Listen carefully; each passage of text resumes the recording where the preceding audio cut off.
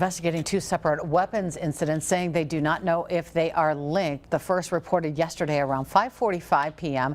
in the 1100 block of Cherry Street. Callers reported numerous gunshots in the area. Police say the incident was isolated. No one was hurt.